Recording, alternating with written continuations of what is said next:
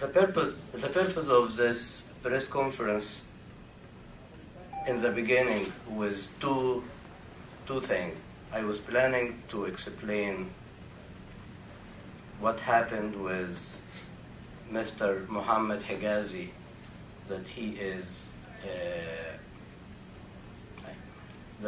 a Muslim, Egyptian Muslim, that he's converted to Christianity, and also concerning what happened in Naji Hammadi in the Coptic Christmas Eve. But I would like to start with a topic that I was hoping that I never talk about it.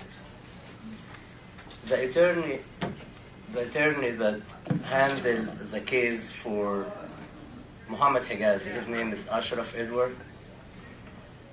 He applied to enter a visa to United States in January 29, informing them that we had a press conference and protesting in front of the Egyptian embassy and press conference here at the club by February 25th, I believe. The funny thing is that the American consul gave him the first interview February 21st, 4 days before the conference. When he went there, they told him, after the interviewing him and after he submit all the paper, they told them that they need 1 week for administrative things to give him the visa. Thank God we have a wonderful snowstorm, and I don't know if it was bad in Washington or not, but in Pennsylvania and New York we get hit big time.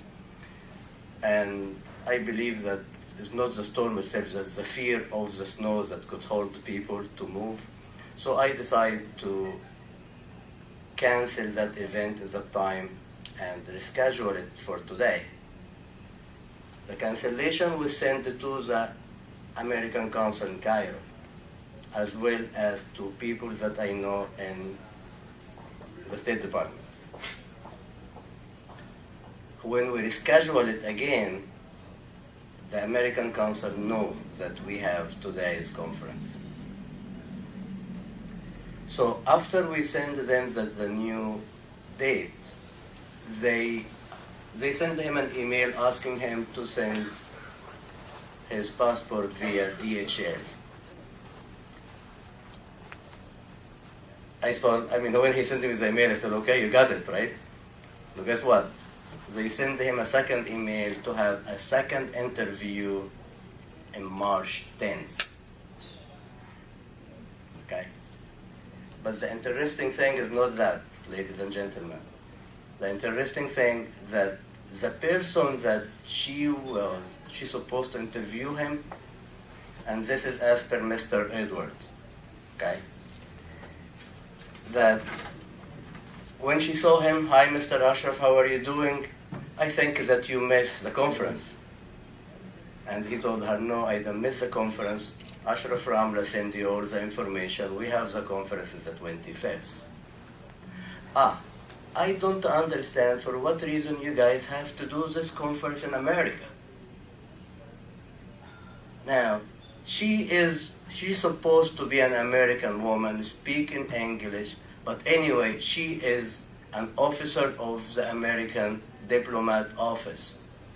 I believe that when I go to ask any visa to any country, they ask me the reason that I'm going there and the purpose of my visit. And that's it. They don't ask me why you don't do this, why you don't do that. It's not their business. Okay. Now, she told him that he going to get his visa 3 days. This means that he going to get his visa tomorrow, after our conference is over. And this means that the Egyptian regime is able to infiltrate the American diplomat thing? Well, I have news for you. I will write an open letter to Hillary Clinton asking for investigation, and I would like to know what's going on with that. So, that said, let us start, and I hope that Mr. Edward will be able to contact and with us on the phone. Otherwise, I have to talk for him. I have in the blue folder, I have the speech that Mr. Edward supposed to be reading.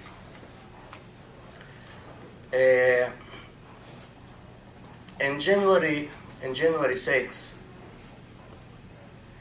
in Egypt, for various years, they celebrate Coptic Christmas, or the Eastern Christmas. And I'm not going to say for what reasons they celebrated the 7, whatever it is, crazy calendar situation here. Nagi Hammad is about maybe 400 miles south of Egypt. Usually, Upper Egypt, majority of people, at least until a few years ago, was Christians. People leaving the Mass, and usually the Mass for Christmas, the big Mass is celebrated by the Pope, and still until maybe 3, 4 o'clock in the morning. The other churches, I believe that they finish immediately after midnight. Have these people going out from their church, and with the first information that we get, it with 3 cars, with about 9 people shooting against everybody leaving the church. Immediately, the Egyptian regime said that was kind of normal litigation between people, but I wonder why people have to fight at midnight. I mean, usually the people fight during the day, not at midnight, waiting for people coming from the church.